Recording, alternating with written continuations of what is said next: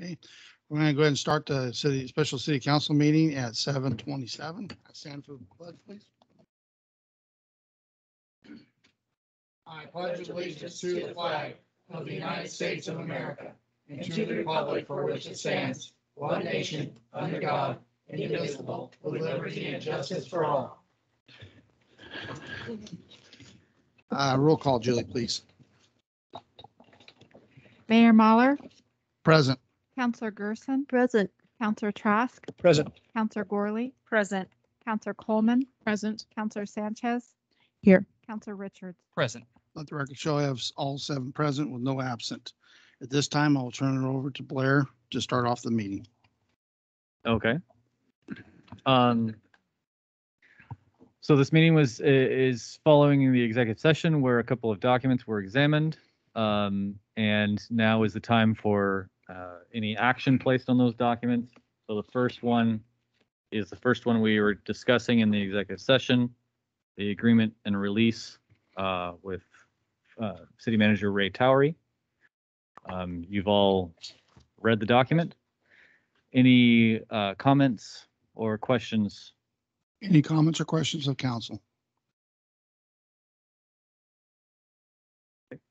So, Mayor, Okay. that's At this time, I'm asking for a council directive regarding the separation agreement of Mr. Ray Towery as the city manager. Mr. Mayor, I move that we agree or accept the, how would we word that? You said it a minute ago. The agreement and so separation. It's titled Agreement and Release. Okay. I move that we accept the agreement and release of the city manager. I second that. The motion second by roll call, please. Excuse me, you do need to authorize the mayor to sign it as well. And authorize the mayor to sign it. That said, roll call, please. Councillor Trask, Yes. Councillor Coleman, Yes. Councillor Gerson, Yes. Mayor Mahler, Yes. Councillor Richards, Yes. Councillor Sanchez, Yes. Councillor Gorley. Yes. Let the record show we have 7 ayes with no nays. Approval of the release and the separation agreement.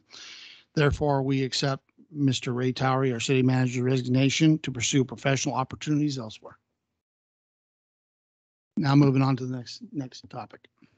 The next topic was the document you examined was a temporary employment contract for a interim city manager with Ms. Christy Worcester. And I believe that there were some changes that were discussed, and I believe there's a version for you to look at now. Correct, Brandon? Brandon will put that up on the screen.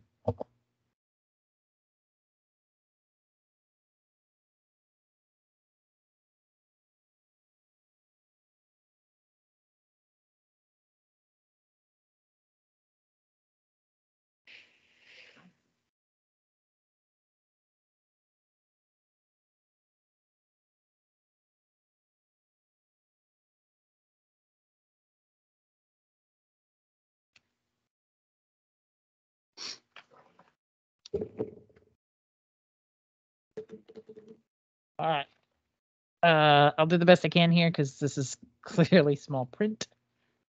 But let's see if I can walk you through some of the basics. So, you all have seen this agreement in its original form. I'll highlight some of the changes real quick, and if you have additional questions, I can certainly try to answer them. Mr. Blitz and Mrs. Worcester have already reviewed this, and there's a tentative agreement in place pending action of the council. So the hourly rate did not change. The specific time related to holidays during this contract period, the revision says that she'll receive holiday compensation for each holiday observed by the city while she is employed. Paid at 8 hours, 8 straight hours. The city agrees to pay the premiums for long-term disability, life insurance, and other comparable benefits that are received by management employees. And she will maintain her current healthcare and dental benefits and will not enroll in the city's plan. The workers' compensation insurance coverage did not change. Related to the retirement benefits, employee will receive ICMA retirement contributions consistent with those provided to city management employees for time worked, essentially. Compensable hours worked and based in payroll. Employee will be granted leave from her responsibilities sufficient to attend to her personal priorities as outlined in section 8. Employees shall be entitled to receive and use executive leave accruals offered to other management employees in recognition of periodic demands of the job. The employee will receive sick leave in accordance with city policy. Supervision and control, there was a small change. Employee may only appoint or remove employees with council approval, provided, however, that she may designate an acting pro tem city manager in the event a personal absence warrants doing so in her judgment. So essentially, if she's out of the office, she would have the ability to direct a staff member to serve as acting pro tem. Under separation, the only change there was that the city council may terminate this contract at any time for any reason or no reason at all. On the leave side, any time off scheduled will be for the pro tem will be scheduled with the mayor or his designee.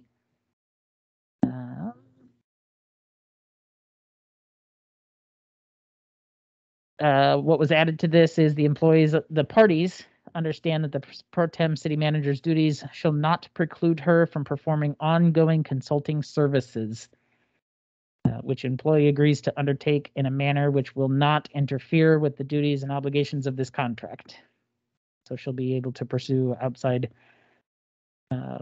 work.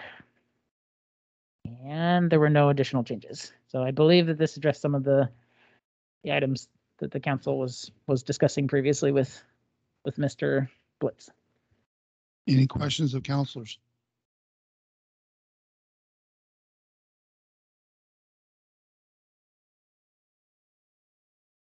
Okay, no questions of counselors. I need a council directive.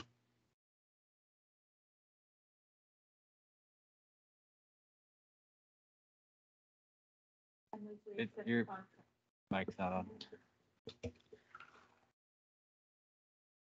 No, actually, moved- shorter. Okay. What and I don't get along. So I move that we accept the contract as presented with Cindy Worcester or Christy Christy. Worcester. Second.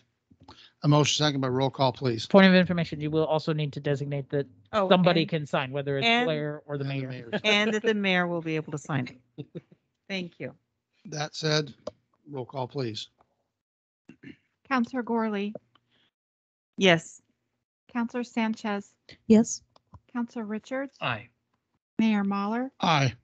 Counselor Gerson, Aye. Counselor Coleman, Aye. Counselor Trask. Aye. Let the record show we have 7 ayes with no nays. Approval of the contract with Pro Tem with Christy Worcester. If there's nothing further, we will go ahead and adjourn at 7:35. Quickest council meeting we've ever had.